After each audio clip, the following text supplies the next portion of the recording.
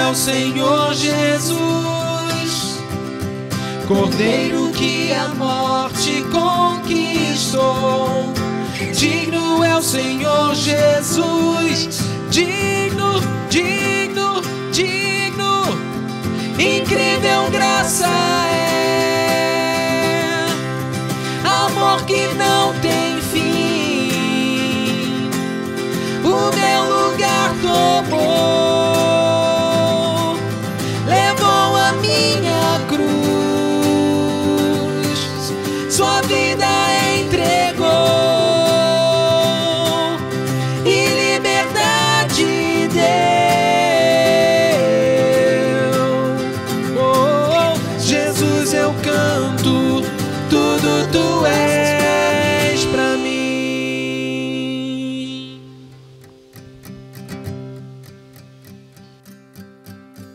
Quero meditar com os irmãos, começar, em Provérbios 4:23 e Efésios 4:29. Eu estava vendo um médico falar que o que mais mata as pessoas hoje é o coração, os problemas cardíacos.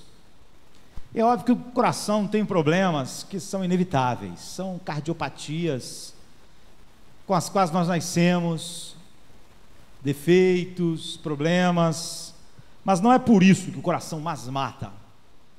É por causa da alimentação, é por causa do sedentarismo, é por causa das coisas que podiam ser evitadas. Então os problemas cardíacos e do sistema circulatório, que atingem o corpo todo, o cérebro, é aquilo que mais nos mata. E ele disse, esse é o maior problema do mundo hoje, porque nós desenvolvemos muitos remédios para acabar com bactérias, mas nós não podemos impedir os homens de se alimentar como se alimentam, não podemos impedi-los de ficar sem fazer exercícios, não podemos impedi-los de se matar, principalmente nos países com mais recursos, no Ocidente e no Oriente. Aqui a palavra de Deus diz que não é diferente sobre as nossas vidas espirituais, pelo contrário, é algo maior. A Bíblia diz, sobre tudo que você deve guardar, guarda o teu coração, porque dele procedem as fontes da vida. Agora, como eu devo guardar meu coração? Eu quero falar sobre um passo, o passo essencial, mas que eu acredito que de uma maneira mais louca do que o mundo, com a sua alimentação e seu sedentarismo, nós não temos lutado pelo nosso coração, nós não temos batalhado a batalha que guarda o coração. E o passo fundamental está aqui em Efésios 4:29.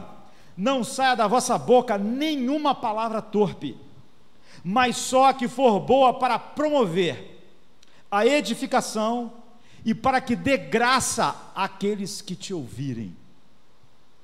Paulo diz que nenhuma palavra torpe, nenhuma palavra que no fim não promova a edificação das pessoas, da igreja, dos teus queridos, e que não transmita graça. Há coisas que nós sabemos sobre todos nós falamos, e se não falamos, se algumas pessoas têm dificuldades de falar, ou nasceram com problemas de falar, nós nos comunicamos através de escrita, de sinais, e é uma coisa maravilhosa, Deus fala, não é? Alguns de nós falam mais do que outros, mas todos nós falamos. Nossa vida e nosso dia está cheio de conversa. Hoje você falou muito, talvez foi a coisa que você mais fez, e cada momento, parte da conversa está infectada, e todos os relacionamentos são atingidos por isso. Nós somos pessoas de palavras, nós falamos constantemente, nós vivemos no mundo de palavras. Nós não temos ideia da quantidade de palavras que existem na internet, por exemplo, escrita por pessoas comuns como eu e você. Então, pense comigo como isso faz parte do significado mais essencial da nossa vida, já que é tão presente assim. E pense que Isso é significativo a nosso respeito, porque as primeiras palavras ditas não foram ditas por um homem, não foram ditas por um ser humano. As primeiras palavras já ditas foram ditas por Deus, quando nada existia a não ser Deus.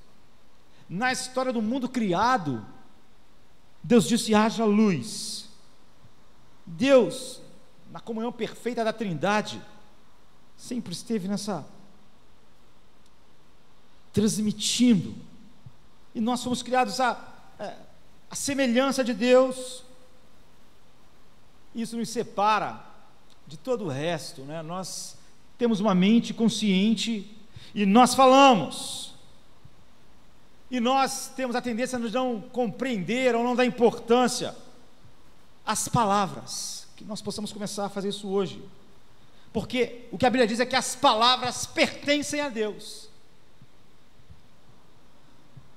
Significa sempre que você fala alguma coisa, que você está usando algo de Deus e não seu. Suas palavras criam dificuldade quando você esquece que as palavras pertencem a Deus essencialmente, e que elas estão em nós, porque nós fomos criados para expressar Deus, e Deus nos criou como aquilo que mais expressa a sua imagem na criação. Então você nunca falou uma palavra que pertence a você mesmo. De tal maneira, as nossas palavras pertencem a Deus, que Deus diz: de todas as palavras que um homem disser, ele vai me dar conta. Ele está usando o que é meu, e ele vai ter que prestar contas a mim por usar o que é meu. De todas as palavras. Então pense em como as palavras são importantes como ferramentas, mas nós não temos visto, porque nós usamos elas como ferramentas utilitárias, para simplesmente tornar a nossa vida mais fácil, mais eficiente. Mas ela foi dada a nós como um poderoso instrumento de Deus, para que o propósito divino de Deus fosse cumprido através das nossas vidas. Então nós nunca devemos pensar que qualquer palavra possa ser dita de uma maneira frívola. Deus diz: de todas as palavras frívolas vocês vão dar conta. Então o livro de Provérbios fala sobre o poder da palavra por causa dessas coisas.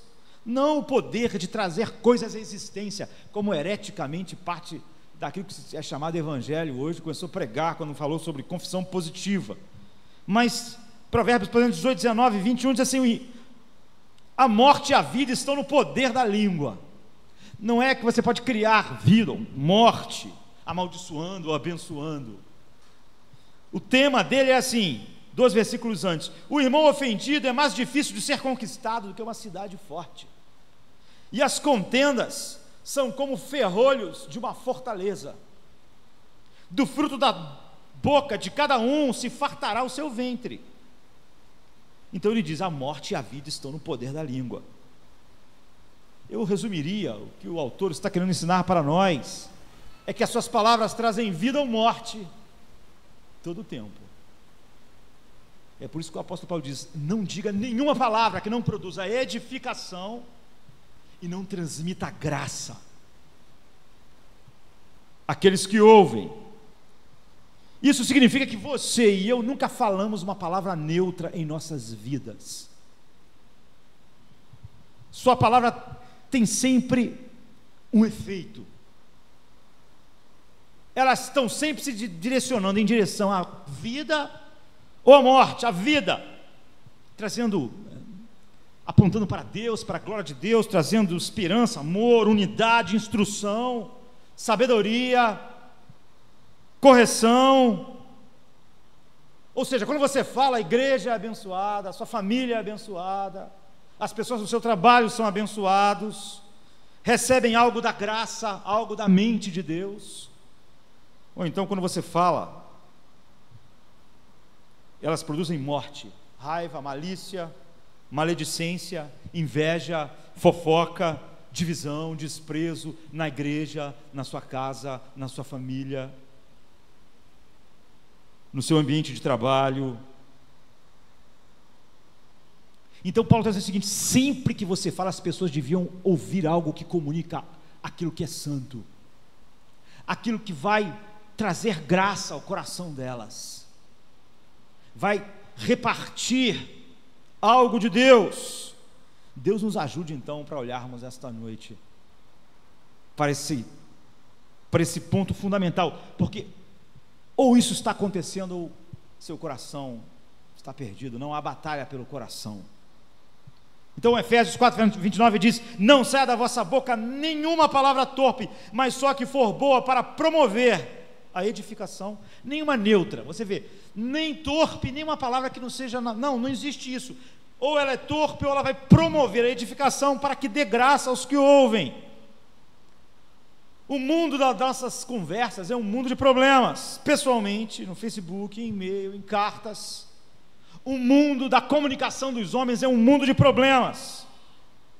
O mundo das conversas é um mundo de problemas. E é sobre isso que o apóstolo Paulo está dizendo. Se eu pedisse, se eu pudesse, se eu tivesse a capacidade e pedisse autorização a você para mostrar a gravação do que você falou no último mês inteiro e colocasse publicamente para todos ouvirem, você deixaria? Você diria: pode botar a gravação de tudo que eu disse, em todos os lugares, com cada pessoa, sozinho ou em grupo, pode colocar para todo mundo ouvir, para todo mundo ser edificado, para promover a edificação e dar graça aos que creem. O mundo das conversas é um mundo de problemas, e é por isso que muitas vezes nós pensamos: quem dera eu nunca tivesse dito o que eu disse. Todos nós já tivemos conversas que nós queríamos arrebatar da história, tirá-los da memória das pessoas que ouviram. Já falamos palavras para alguém que nós desejaríamos que aquela pessoa esquecesse.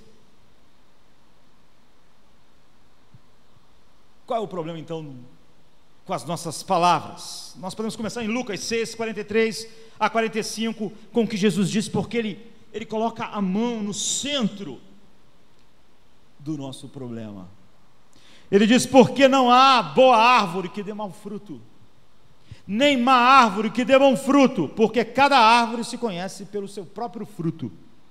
Pois não se colhem figos dos espinheiros, nem se colhem ou vindimam uvas de abrolhos. O homem bom do seu bom tesouro do seu coração tira o bem, e o homem mau do mau tesouro do seu coração tira o mal. Então Jesus faz uma declaração terrível, porque da abundância do coração fala a boca do homem. Que está dizendo algo significativo e importante, algo contra o qual todos nós lutamos. Cristo ensina que tudo que a gente diz sai do nosso coração. Qual a implicação disso? Vamos pensar sobre a linguagem, pensando nisso.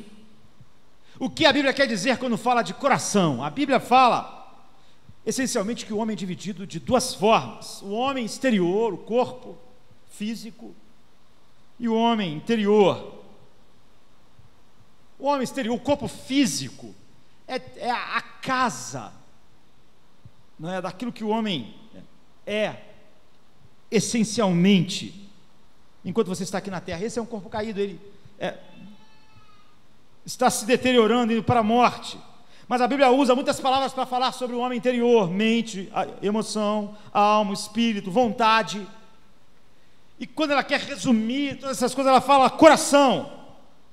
E esse termo aparece em mais de 1000 textos na Bíblia. Ou seja, é um dos temas mais bem desenvolvidos da Bíblia, com o qual não há nenhuma dúvida. O coração é o núcleo causal de todas as pessoas, de todos os homens. O coração é o seu sistema direcional. O coração é o volante da vida. Seu comportamento não é causado pelas situações e pelos relacionamentos fora de você. É o que a Bíblia diz. Essa passagem ensina, ela diz que suas experiências podem trazer certa influência sobre você, mas não determinam nem seu comportamento, nem determinam o que você fala. Seu comportamento é moldado e é causado pela forma como o seu coração reage às coisas, de tal forma que sempre você fala do que o seu coração está cheio. Nunca é o relacionamento fora de você que causa isso. Então Jesus dá esse exemplo maravilhoso aqui em Lucas, porque da abundância do coração fala a boca. Quase todos nós gostaríamos que ele não tivesse dito isso. Nós, e muitos de nós sequer acreditam nisso, porque nós costumamos dizer coisas que quando achamos que não caiu bem, e quando expressou algo dentro de nós que nós não queríamos que as pessoas vissem, nós falamos, não, era brincadeira. Você não entendeu direito o que eu quis dizer. Eu só estava brincando. Mas a Bíblia diz que isso não é possível. Que o homem sempre fala aquilo que está no seu coração. Seria muito mais bíblico dizer, perdoe-me por dizer isso. Porque se isso não tivesse no meu coração, não teria saído da minha boca. Eu lembro que eu tinha um vizinho, morava lá no início da rua. Ele tinha sido e da Segunda Guerra Mundial, então, diziam que ele tinha alguns problemas, e ele era um cara legal, ele ficava molhando sempre a calçada, brincava com a gente, conversava com a gente, mas ele bebia, e quando ele bebia, ele dizia coisas indecentes para as mulheres que passavam, sentado na calçada, e eu lembro que algumas pessoas diziam, essa é a bebida, mas não é verdade. A bebida não criou a perversão sexual na mente daquele meu vizinho quando eu era criança. A bebida só deixou a sua boca expressar o que estava lá dentro. Ele estava realmente pensando aqueles pensamentos imorais quando ele estava sóbrio, mas ele controlava aquilo. E o que o álcool fez? Fez a sua boca falar do que estava no seu coração. É isso que a raiva faz também você fazer. É isso que, quando alguém nos faz algo, faz o homem fazer. Expressar o coração. Aqui está o que nós precisamos entender. Os problemas com as palavras são os problemas que aquele médico estava falando. O problema com as palavras é um problema cardíaco. Isso é o que Jesus está ensinando. O problema com as palavras é um problema do coração. O problema com as conversas é um problema do coração. Essencialmente é um problema cardíaco mortal. A Bíblia diz assim em 1 Pedro 2,23, o qual quando o injuriavam, não injuriava, e quando padecia, não ameaçava. É Jesus reagindo àquilo que o externo fazia a ele. Cristo é um exemplo maravilhoso para nos conduzir a essa realidade. Então ele usa aqui um exemplo da árvore. Qual é a melhor maneira de reconhecer uma árvore? Olhe para o fruto, Jesus diz. Bem, é óbvio, isso aqui é uma laranjeira, está cheia de laranjas. Porque quando você olha para uma laranjeira, você pode fazer todo o caminho da laranjeira, da fruta até a raiz. Um dia foi plantado ali uma semente de laranja. E de lá, do chão, se enraizou, cresceu, subiu. E aquilo que você está vendo, as laranjas, é o correspondente àquilo que aquela raiz é. Você nunca vai plantar ameixa e colher laranja. Agora, não perca o ponto profundo daquilo que Cristo quer salientar para nós. Ele está ensinando um princípio de coerência orgânica.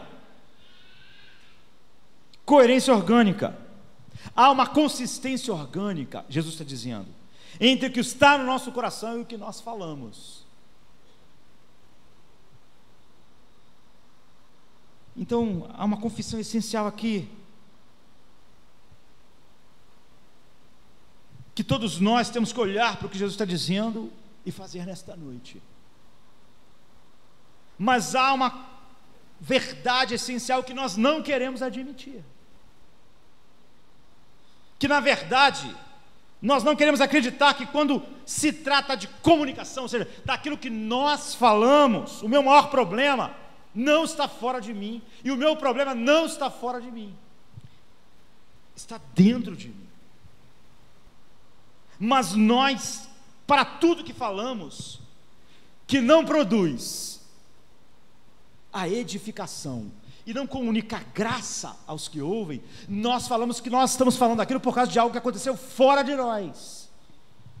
Eu quero pensar que o problema é meus filhos, eu quero pensar que o problema é minha esposa, eu quero pensar que o problema são os meus vizinhos, são os irmãos da igreja, é a igreja, o problema é o pastor. Eu falo essas coisas por causa do pastor, por causa do irmão, por causa do meu marido, por causa do vizinho, por causa das pessoas, por causa do meu chefe. Eu quero pensar que meu maior problema com as palavras não está dentro de mim, está fora de mim, que na verdade o problema existe fora de mim, não dentro. Mas isso é uma heresia, isso é chamar Cristo de mentiroso. Ele disse: não é, tudo que você diz sai do teu coração, o problema é o teu coração, não é o que está fora de você. Nada fez brotar essas palavras, foi o seu coração, do teu coração saiu isso. Não é o seu marido, não é a sua esposa, não são seus filhos, não é os irmãos da igreja, não é a igreja, não é o pastor, não é o seu patrão, não é o trânsito, é você, é do seu coração. O grande problema da vida não está fora de você, e essa é uma heresia destruidora, porque você não está apto. Quando você acha que os seus problemas de comunicação e toda confusão que você entra por cada palavra da boca é por causa de você mesmo, você se coloca além de tudo aquilo que você podia receber da graça de Deus. Porque quando você não é um problema, você não tem cura. Sabe, quando as pessoas acreditam que o coração dele está entupindo, sei lá, por causa daquilo que o pombo está comendo e não por causa daquilo que ele está comendo, ele não faz dieta. Ele continua igual, fazendo as mesmas coisas. E é por isso que as pessoas têm problemas recorrentes. Elas entram em grandes confusões por causa da palavra, da língua, e daqui a um tempo elas entram em grandes confusões novamente. Porque nunca levou Cristo a sério. Quando ele diz para todos nós: o problema está dentro de vocês. Dentro de vocês, não está fora. Mas todos nós gostamos de aliviar nossa consciência com esta heresia, dizendo: é por causa daquilo que as pessoas fizeram, é porque aquela pessoa disse isso ou aquilo, o pastor está falando isso. Por exemplo, às vezes a pessoa diz, a Bíblia diz assim: a resposta branda desvia o furor, e uma palavra dura suscita a ira. Alguém diz: ah, o pastor está falando isso, a Bíblia está falando isso porque não conhece o meu patrão, ou não conhece os meus filhos, o meu vizinho. Não é isso? Essa é a heresia. Então nós temos que fazer algo essencial. O seu maior problema, para não viver aquilo que nós somos chamados para viver, o nosso problema na comunicação, e nós, como eu disse, falamos o tempo inteiro, escrevemos o tempo todo, hoje em dia então nas redes sociais, falamos o tempo todo com amigos, no trabalho, em casa. A maior dificuldade, o maior perigo, as armadilhas cotidianas da comunicação são todas armadilhas em que nós caímos por causa do que está dentro de nós e não por causa do que está fora de nós. Então nós voltamos para a árvore. Imagina se alguém dissesse para você: olha, ele tem uma laranjeira, mas ela só dá fruta, a laranja é murcha, é ruim, é azeda, não serve para comer. E eu falasse para você assim: eu vou resolver o problema, essa laranjeira vai melhorar. Aí você olhasse para mim no outro dia com arames, uma caixa de laranja da melhor que eu comprei ali no sacolão do Bom, pegando os raminhos lá daquela laranjeira, colocando a laranja boa que eu comprei, amarrando com arame e deixando a laranja, aquele pé de laranja coberto de laranjas maravilhosas. Você me acharia um bom agricultor? Uma pessoa sábia? O que vai acontecer com aquelas laranjas em alguns dias? Vão estar podres. Vão estar podres. É ridículo você não me achar sábio, porque aquelas laranjas ruins são ruins por causa da raiz daquela laranjeira. Esse é o problema essencial, são as suas raízes. E muitas pessoas pensam que a mudança nos padrões e nos problemas com a fala, com a palavra, nada mais é do que amarrar laranjas na árvore, mas não tem energia vital para a guerra, para vencer a guerra no coração, abaixo da superfície, onde as palavras são geradas. E sempre que você diz, são as pessoas o problema são as situações, são as circunstâncias, você está amarrando laranjas no pé de laranja. Quando você diz, meu problema não é meu coração, eu estou sempre com problemas na comunicação com os meus semelhantes, mas o problema não é o meu coração, são as pessoas, é o meu marido, meu filho, os irmãos da igreja, meu patrão, meu vizinho, são os homens, que eles fazem, que eles dizem. Você não pode estar humildemente diante do teu Redentor com essas palavras, ao chamá-lo de mentiroso. Independente das pessoas imperfeitas que vivem à nossa volta e do nosso mundo caído, o seu coração é o endereço de onde brotam as palavras que você diz. Você é o problema das suas palavras.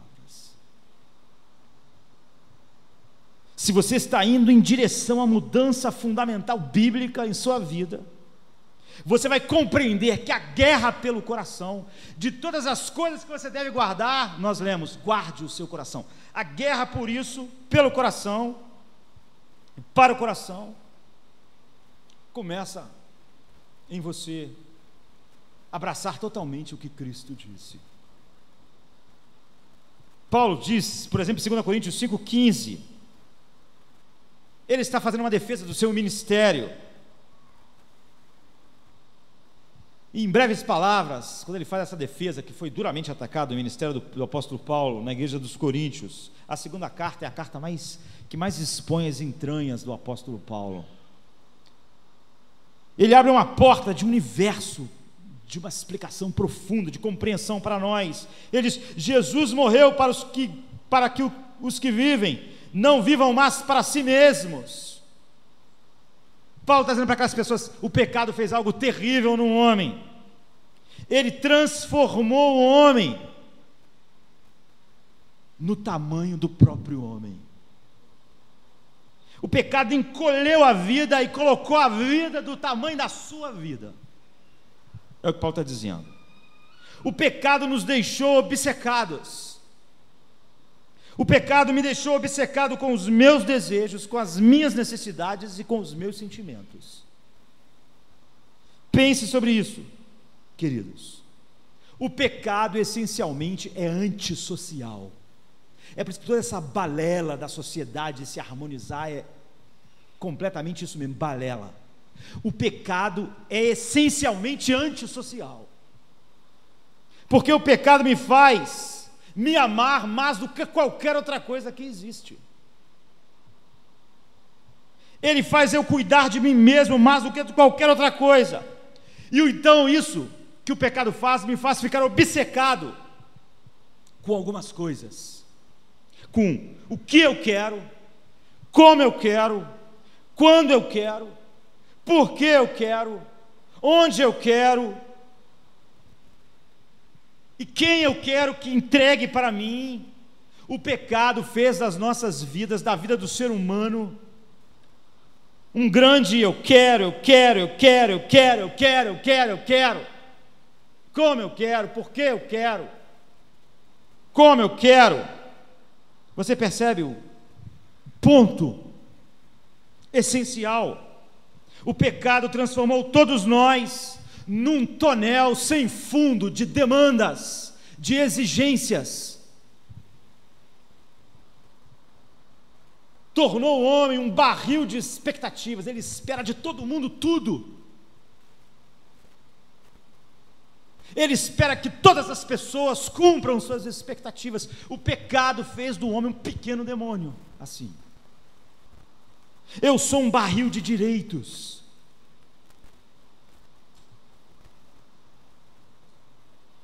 Todo homem se tornou assim ao ser escravizado pelo pecado.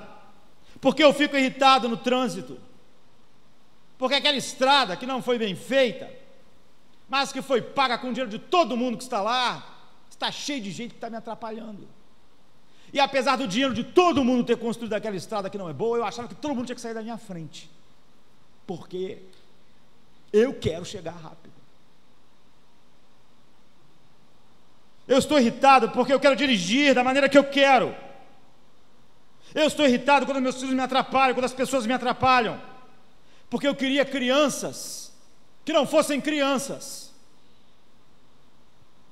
e principalmente crianças pecadoras. Eu queria crianças que dissessem sempre para mim: sim, papai, claro, pai, você, pai, é muito sábio, isso mesmo, pai, o que você quiser, quando quiser, como quiser, papai, você fala e eu já logo quero fazer. Eu queria uma esposa que dissesse sempre: você está certo, você está sempre certo. Eu aprecio muito viver na glória da perfeição das suas palavras. Esse é o meu grande prazer. Eu quero que amanhã o mundo se encaixe na minha vida. Se amanhã a temperatura for 40 graus, eu não gosto, porque eu acho que a temperatura deve ser controlada pelo que eu quero. Eu não gosto dessa temperatura. Por que essa temperatura está assim? Por que ela não é 24 graus? Porque eu quero. Então eu vou falar uma coisa a respeito disso. Eu sou tão cheio de uma agenda auto-orientada, autocentrada, que todos têm que me servir.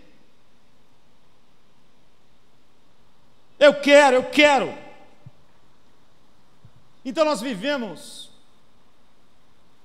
confinados, claustrofóbicos, no meu pequeno mundo autodefinido, como eu queria que ele fosse. Mas nós não fomos projetados para viver dessa maneira. Nós não fomos criados para viver enclausurado dentro de um pequeno mundo do tamanho das nossas próprias vidas. Nós fomos criados para viver num mundo enorme, no grande céu e na grande terra, no grande universo da glória do reino de Deus, com fronteiras extensas, além de qualquer coisa que eu pudesse imaginar, infinitamente além de mim mesmo. Minha vida foi estruturada para ser dirigida não pelo desejo centrado em mim, mas pelo desejo de outro em minha vida. Mas eu quero viver no meu pequeno reino, e eu não só quero viver nesse pequeno reino, porque isso já seria trágico. Eu quero cooptar todas as pessoas ao meu redor para ficar a serviço do meu reino. Todos os membros de Jardim da Luz, todas as pessoas que trabalham na minha empresa, todos os membros da minha família, todos os vizinhos, todos os brasileiros. Eu não só quero viver no meu pequeno reino, mas eu quero enfiar todas as pessoas nesse pequeno reino.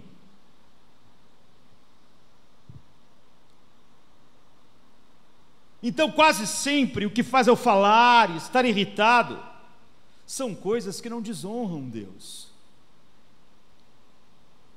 Não são coisas que fluem da percepção de que o reino de Deus precisa. Nós temos filhos. Muitas das vezes, pais ficam irritados com o filho que fez a mesma coisa que fez ontem, só porque ele estava irritado por causa do emprego dele. Não tem nenhuma relação com a verdade de Deus. Quase toda a insatisfação da vida das pessoas, se for uma ira justa, iria produzir o que o apóstolo Paulo está dizendo. Se fosse uma ira cheia de graça, sábia, cheia de instrução, focada no coração e na glória de Deus, a palavra sempre ia promover a edificação dos que ouvem e transmitir graça para as pessoas. Mas existem dois reinos, o reino do ego e o reino de Deus. Gálatas 5 é muito útil, porque é uma passagem sobre o reino, sobre a guerra de reinos. O reino do ego, o reino de Deus, estão nesse pequeno trecho maravilhoso do apóstolo Paulo. Ele fala sobre canibalismo, sobre pessoas que estavam se devorando. E ele diz assim: porque vós, irmãos, fostes chamados à liberdade. Não useis então da liberdade para dar ocasião à carne, mas servi-vos uns aos outros pelo amor. Porque toda a lei se cumpre numa palavra, nesta: amarás o teu próximo como a ti mesmo. Se vós, porém, vos mordeis e vos devorais uns aos outros, vede, não vos consumais também uns aos outros. Em outra versão ele diz: cuidado para não se destruírem mutuamente. Por isso digo, vivam pelo Espírito, e de modo algum satisfarão os desejos da carne. Essa palavra termina com uma advertência.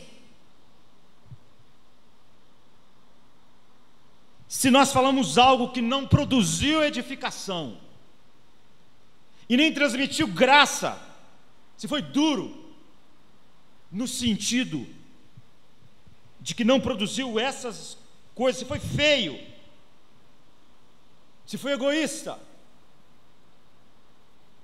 não está nada bem. E não há nenhuma possibilidade de eu atribuir isso a qualquer coisa que seja, nem a acontecimentos, nem a pessoas e nem a ninguém. Não está tudo bem, não saia da vossa boca nenhuma palavra torpe, mas só que for boa para promover a edificação, para que dê graça aos que te ouvirem. Deus investiu as palavras então assim. Não adianta você dizer: eu estava fazendo isso, eu estava gritando com a minha esposa, mas ela sabe que eu amo ela. Paulo está dizendo: não, é diabólico você falar isso.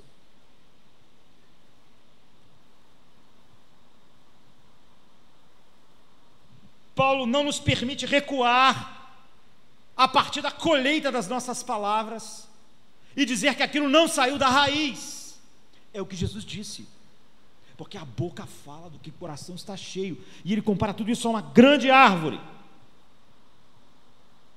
Paulo diz: as pessoas são destruídas, as pessoas não são edificadas, a graça de Deus não é comunicada, e o problema é o seu coração.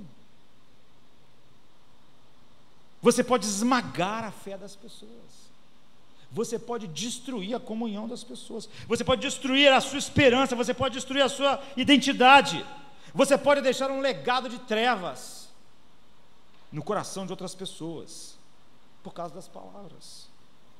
O que você diz sempre produz algum tipo de colheita. Qual é o legado duradouro das suas palavras, das minhas palavras? Não saia da vossa boca nenhuma palavra torpe, mas só que for boa para promover a edificação, para que dê graça aos que ouvem. Paulo diz algo útil para nós. Ele diz: existem só dois estilos de vidas globais: viver segundo a carne e viver segundo o Espírito. Não existe outro. Não existe um ser humano que esteja em outro lugar, está aqui. Ele diz: existem só esses dois estilos de vida globais, sempre governam o seu coração. E isso que estiver governando o seu coração é que gera as palavras que fluem do coração. Então ele diz que o primeiro estilo de vida se caracteriza no versículo 13 por saciar a nossa natureza pecaminosa. É uma vida orientada pelo alto desejo autoindulgente. É uma vida que acha que tudo deve ser como eu quero. Ela corre na pista dos meus desejos, das minhas necessidades, dos meus sentimentos, das minhas ideias. Por isso, as minhas palavras vão aonde os meus desejos estão. Eu posso não saber às vezes, mas eu estou vivendo sob o senhorio dos meus desejos, e as minhas palavras são cativas dos desejos. Então isso se torna a coisa que estrutura os meus relacionamentos com as pessoas que Deus colocou ao meu redor. Eu acho que todas as pessoas são distribuidoras dos meus desejos. Não saia da vossa boca nenhuma palavra torpe, mas só que for boa para promover edificação, para que ter graça. Então reflita de novo o que Paulo estava dizendo lá em 2 Coríntios 5,15. Pois o amor de Cristo nos constrange, porque estamos convencidos de que um morreu por todos, logo todos morreram. Como que a liberdade do reino de Deus domina o reino das palavras? Estamos convencidos de que um morreu por todos, logo todos morreram, e ele morreu por todos, para que aqueles que vivem já não vivam mais para si mesmos, mas para aquele que por eles morreu e ressuscitou. Se o pecado transforma o mundo no tamanho da minha própria vida, então, como eu disse, o pecado é essencialmente antissocial. Não há problema social que vai ser resolvido com o pecado reinando. Viver para mim, para a minha satisfação e para os meus desejos, para os meus sentimentos, para as minhas ideias, desumaniza as pessoas à minha volta, desumaniza a igreja, desumaniza a minha família. Já não são as pessoas para mim, são objetos do meu afeto a serviço de mim mesmo. Então, meus antes queridos, amigos, igreja, pastores, são reduzidos como veículos para me ajudar a conseguir o que eu quero. Como as pessoas estão me ajudando a conseguir o que eu quero? Mas se elas não estão ajudando a eu obter o que eu quero, então elas são obstáculos no caminho do que eu quero. Esse é todo o problema com o reino das palavras. Porque ou as pessoas, quando o meu mundo é do tamanho de mim mesmo, quando eu não estou, o apóstolo Paulo diz, o amor de Cristo nos constrange logo, porque nós sabemos que se um morreu, logo todos morreram. E se ele morreu para que aqueles que vivem agora não vivam mais para si mesmos. Agora, se o meu mundo é do meu tamanho, as pessoas são veículos para ajudar a conseguir o que eu quero, ou elas são obstáculos para eu conseguir o que eu quero. Então, quando elas são obstáculos, o senhorio do meu desejo produz as palavras que eu digo, que não promovem nem a edificação, nem transmite graça de Deus aos que ouvem. Então, quando essas pessoas entregam aquilo que eu quero, aquilo que eu acho e desejo, eu falo gentilmente. Na verdade, não porque eu as amo, mas porque eu mesmo sou o foco do meu afeto, e elas cumpriram o meu desejo, e eu amo o meu desejo, e quem cumpre o meu desejo recebe o reflexo do amor que eu tenho pelos meus desejos.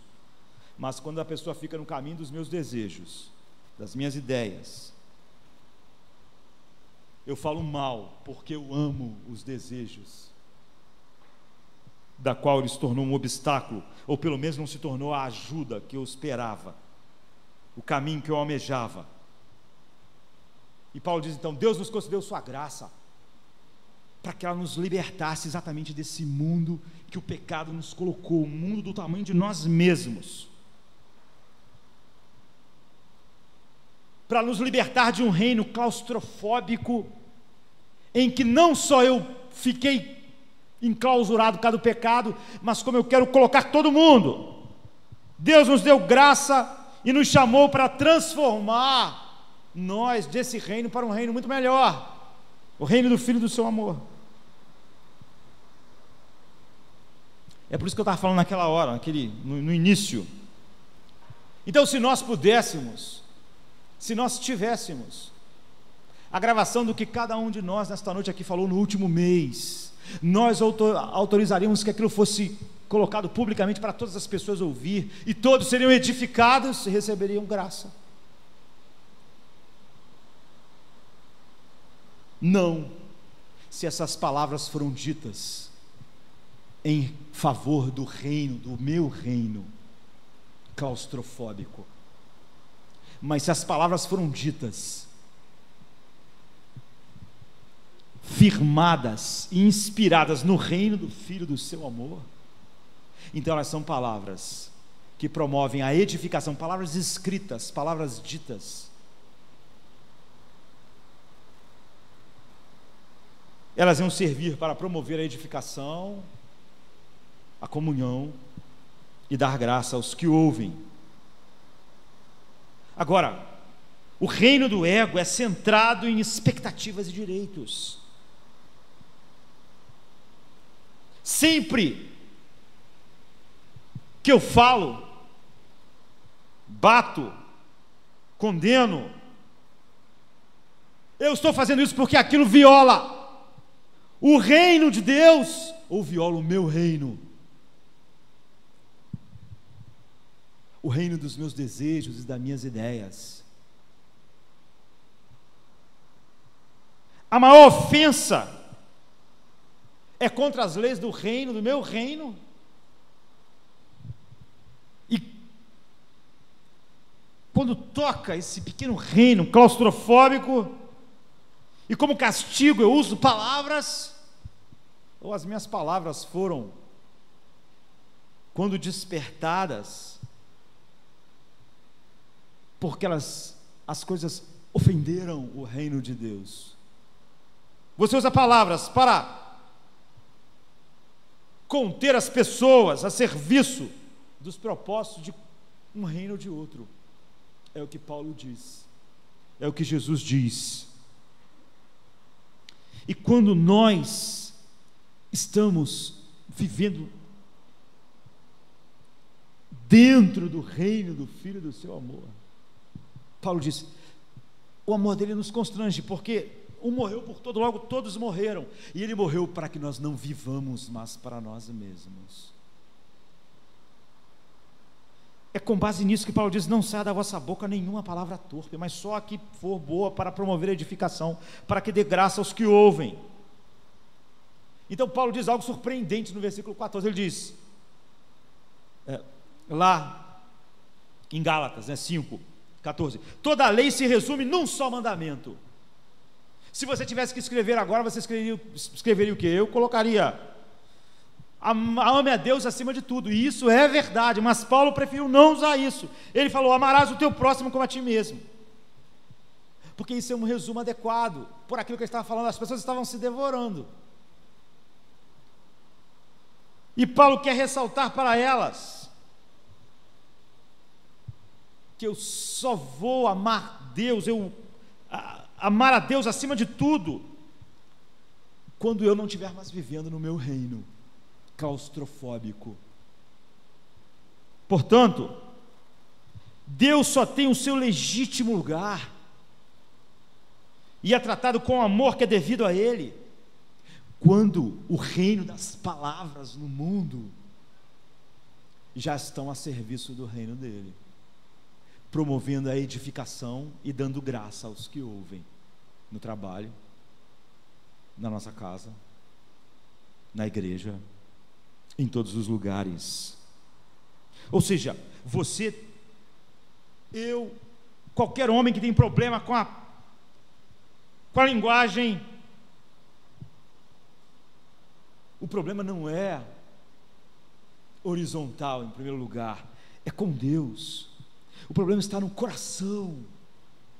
O problema está na não compreensão de que Ele morreu para que eu não viva mais para mim mesmo, e que o pecado transformou a vida do tamanho da minha própria vida, me colocou e fez de mim um barril de expectativas. Eu estou cheio de expectativas sobre todas as pessoas, sobre o clima, sobre a carreira, um barril de expectativas. Agora, há o reino do amor, que é o reino de Deus, um reino de amor sem limites. É isso que os apóstolos se juntam para falar, porque o primeiro contato que você tem com o reino de Deus é um sacrifício chocante de amor.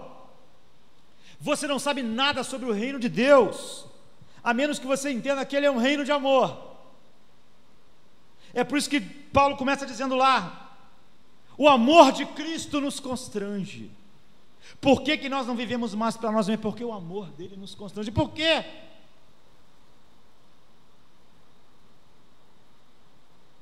Porque um morreu por todos. Então quando você está cheio da glória do que é esse amor, quando o seu coração está tomado pelo mistério desse amor, quando diariamente ele enche o seu coração de profunda reverência e gratidão pelo amor,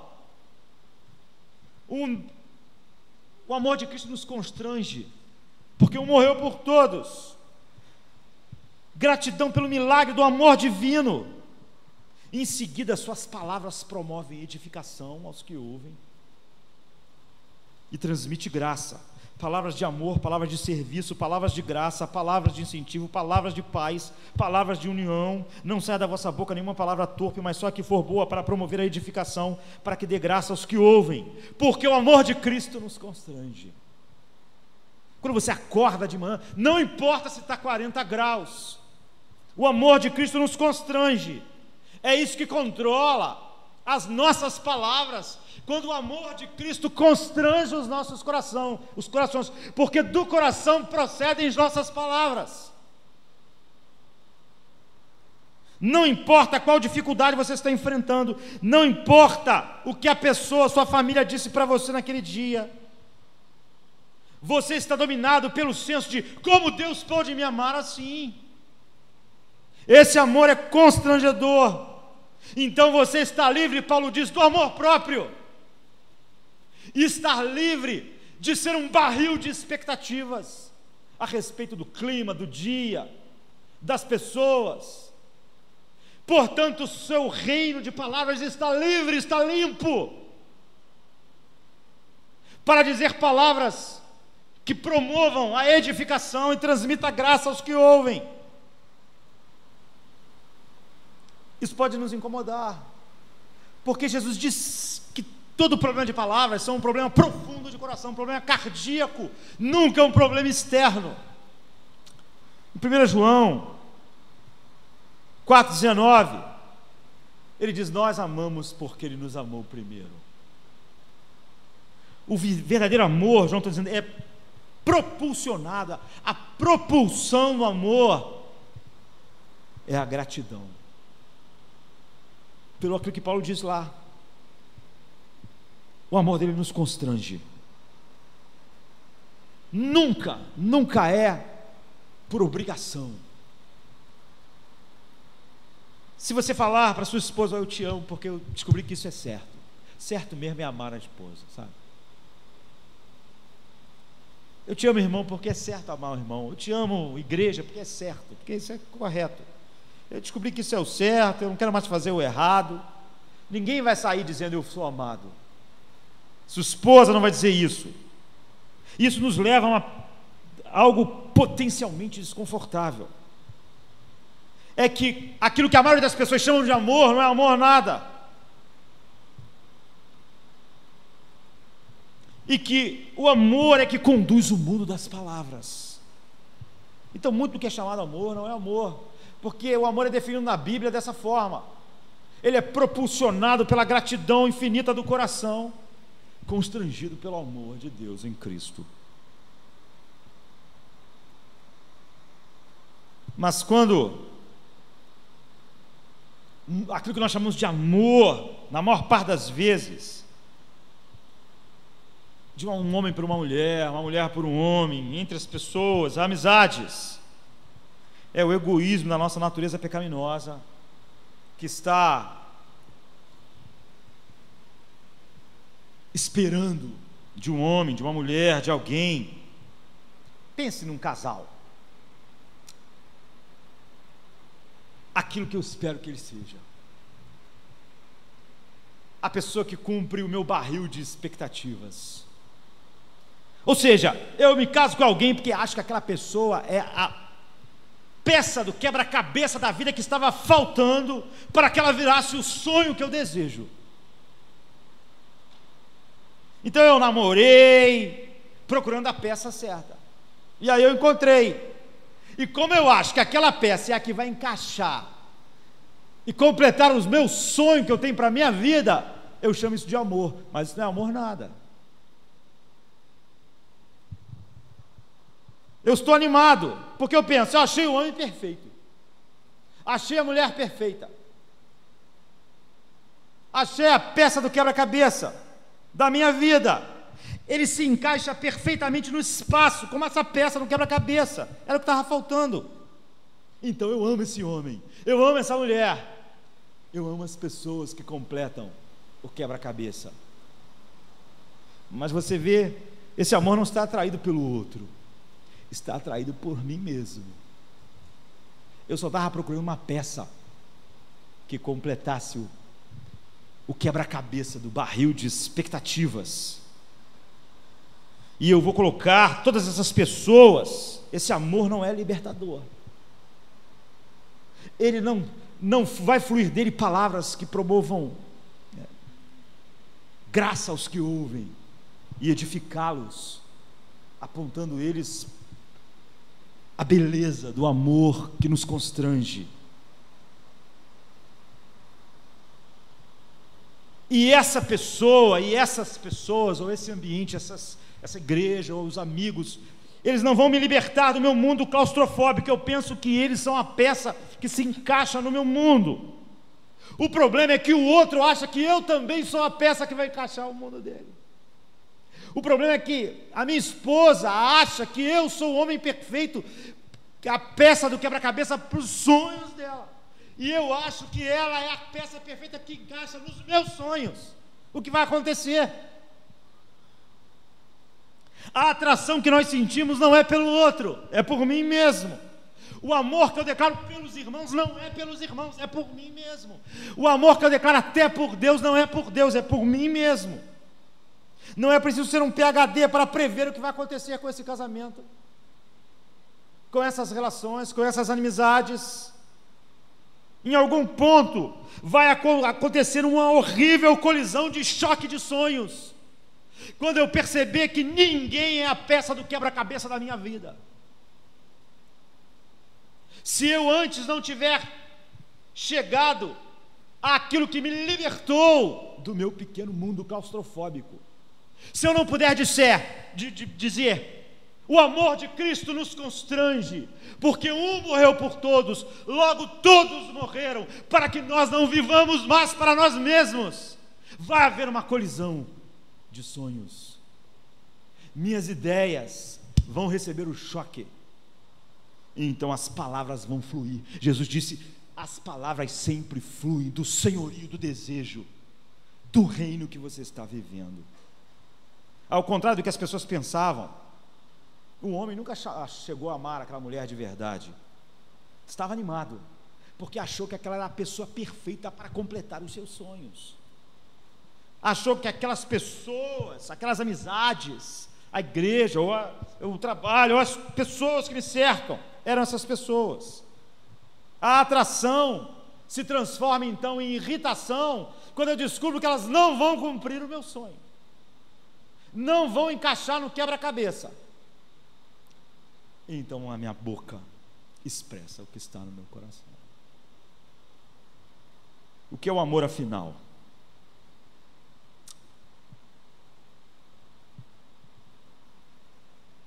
O que é o amor que impulsiona todas as palavras que edificam e que produzem graça nos que ouvem? Amados, João diz, em 1 João 4, 7 a 12. Amemo-nos uns aos outros. Por quê? Pois o amor procede de Deus. Aquele que ama é nascido de Deus e conhece a Deus. Quem não ama não conhece a Deus, porque Deus é amor. Foi assim que Deus manifestou o seu amor entre nós. Essa definição você não vai encontrar em outro lugar. Ele enviou o seu Filho unigênito ao mundo para que pudéssemos viver por meio dele. Nisto consiste o amor, não em que nós tenhamos amado a Deus, mas que Ele nos amou e enviou o seu Filho como propiciação, ou seja, um sacrifício que aplacou a ira de Deus pelos nossos pecados. Amados, visto que Deus nos amou assim, nós também devemos amar uns aos outros. Ele está dizendo o seguinte: no que consiste o amor é que Jesus morreu por homens que mereciam o inferno. O amor nunca é as minhas demandas. O amor sempre é ser liberto de si mesmo. O amor consiste em entender: eu não merecia nada, e Ele desceu e morreu por mim.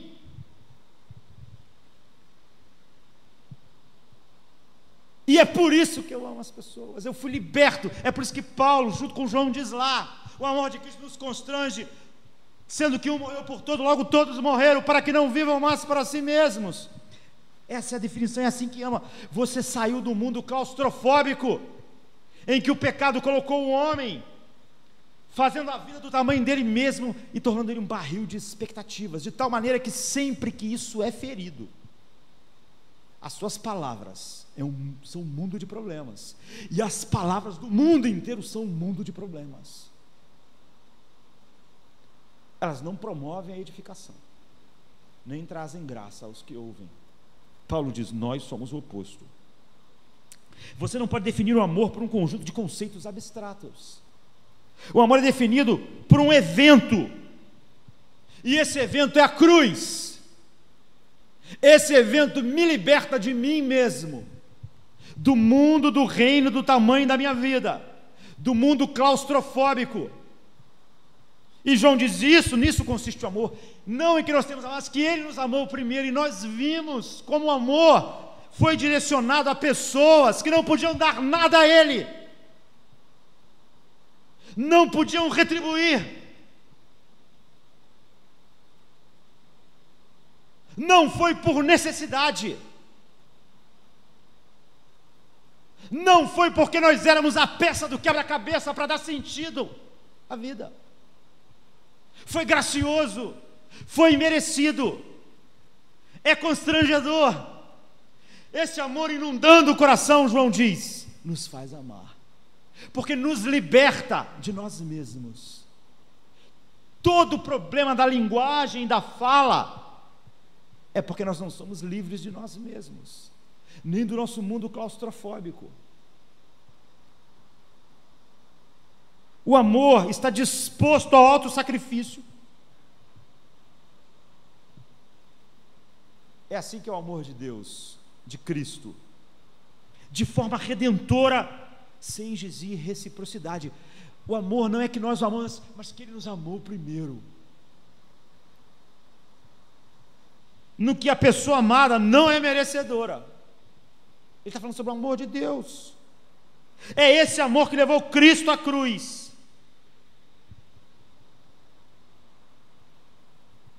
Foi redentor, não exigiu reciprocidade, não era merecedor a pessoa que é objeto do seu amor. Paulo diz: esse amor nos constrange. E se esse amor não te libertou de você mesmo, você não morreu com Ele.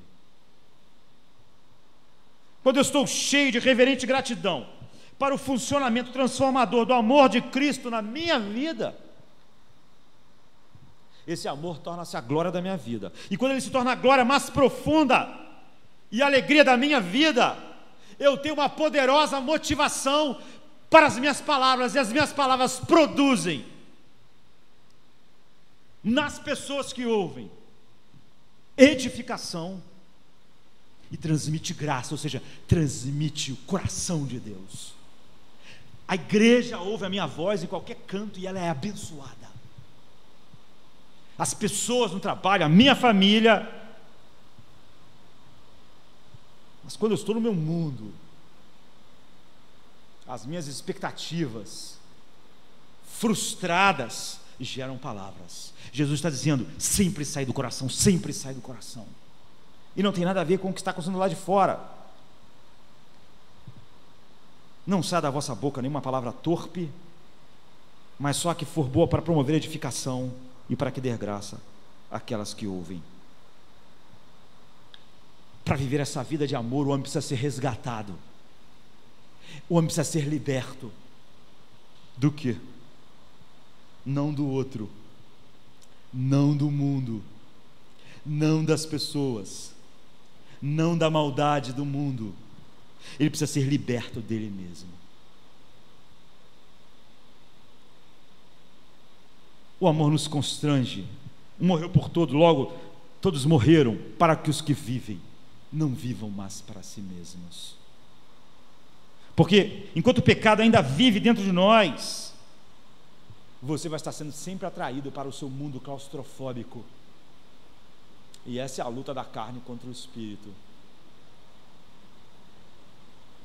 Olhamos para os nossos desejos, olhamos para as nossas necessidades, olhamos para as nossas expectativas, olhamos para as nossas ideias, para os nossos sentimentos, para os nossos propósitos, para os nossos planos. E nós pensamos que as pessoas, marido, filhos, igreja, clima,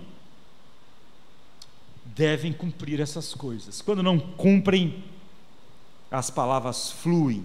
Então Jesus diz, o coração fala, a boca fala daquilo que o coração está cheio. Nós precisamos de um resgate diário. Nós precisamos ser constrangidos diariamente pelo amor de Deus. Sua graça precisa nos resgatar, para que as nossas palavras sejam um fluxo de edificação e transmitir graça às pessoas que ouvem. Encorajam a viver para Deus, serem mais santas, tenham uma comunhão mais profunda com os outros e com Deus. Transmita graça. E eu quero encerrar lendo um texto de 2 Pedro 1, 3 e 4, que encoraja você, que diz assim: seu divino poder nos deu todas as coisas de que necessitamos para a vida e para a piedade, por meio do pleno conhecimento daquele que nos chamou para a sua própria glória e virtude. Por intermédio dessas, ele nos deu as suas grandiosas e preciosas promessas, para que por elas vocês se tornassem participantes da natureza divina e fugissem da corrupção que há no mundo. Seu divino poder foi concedido. Ele usa o passado perfeito, ou seja, é uma ação definitiva no passado que tem um contínuo resultado no futuro. O que Pedro diz é tremendo. Seu divino poder nos deu todas as coisas de que nós necessitamos para a vida e para a piedade. Tudo que precisamos para a vida e para a piedade. Porque Pedro usa vida e piedade, porque você podia achar vida. Deus nos deu tudo que é necessário para a vida, e você poderia botar eterna, para que a eternidade nós vivamos. Ele botou piedade. Piedade é a consciência de que nós vivemos hoje diante de Deus, para a glória de Deus, de maneira que tudo glorifique Deus, enquanto estamos neste mundo. Isso é maravilhoso. Ele está dizendo, olha, tudo para você viver assim foi dado. Você não pode pedir a Deus, você não pode orar, Deus, me dê aquilo que é necessário para me viver. Pedro está dizendo, tudo já foi dado, para que você viva assim, dessa forma. Piedade é uma vida que honra a Deus em pensamento, desejo, palavra e ação. Pedro diz, tudo foi dado. Deus já me deu tudo que eu preciso para que o reino das minhas palavras edifiquem e promovam, transmitam graça para o meu marido, para a minha esposa, para os meus irmãos, para os meus filhos. Ele já me deu tudo que eu preciso para lidar com os meus filhos adolescentes, com as situações da vida. Tudo para falar com o meu chefe irascível, para responder às pessoas duras. Tudo para ter uma conversa com as pessoas mais difíceis do mundo, e ainda assim essa conversa transmitir graça e edificar aos que ouvem. é a nossa identidade. E é por causa disso que a palavra diz então: não saia da vossa boca nenhuma palavra torpe, mas só a que for boa para promover edificação, para que ter graça aos que ouvem. Essa é a nossa nova identidade, para que vocês fossem participantes da natureza divina. Ele diz, ele deu tudo. O Evangelho não nos dá só perdão, nos dá poder para viver assim, nos dá uma nova vida. Seu divino poder nos deu todas as coisas de que necessitamos para a vida e para a piedade, por meio do pleno conhecimento daquele que nos chamou para a sua própria glória e virtude.